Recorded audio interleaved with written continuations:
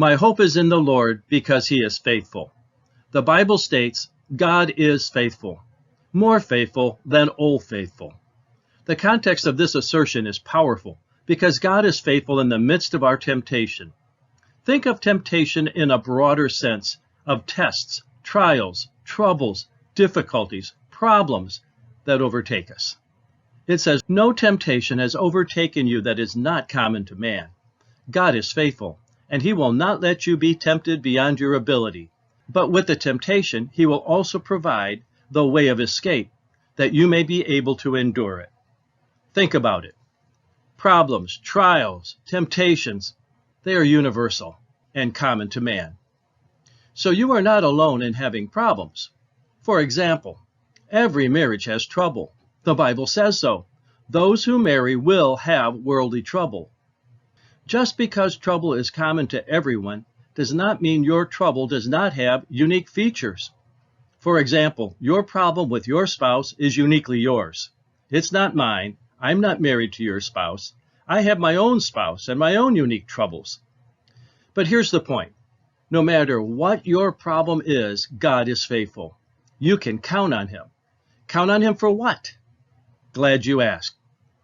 God is faithful to limit your world of problems. He will not let you be tempted beyond your ability.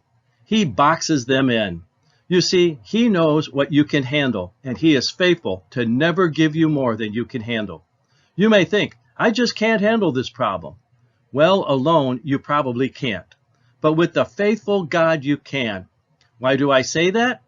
Because God is also faithful to provide a way of escape. He always opens a door. He never leaves you without a way out. Like the Israelites, trapped with the Red Sea blocking their way and the chariots of Egypt pursuing them to take them back into slavery, it was then that our faithful God stepped in and parted the Red Sea. Whatever you are facing that you think is impossible, don't give up. Instead, trust our faithful God to make a way of escape. One final note. Our God is faithful to enable you to endure it to the end. Notice the promise of God's faithfulness is not that he takes away all your problems, but rather he promised to give you the ability to endure the problem. Even the Israelites had to trust God to pass through the Red Sea.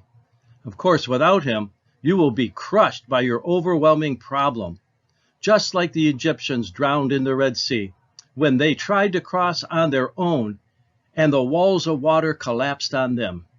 You see, with the Lord, you can endure and go through your problem. Those who believe this can say, my hope is in the Lord because he is faithful.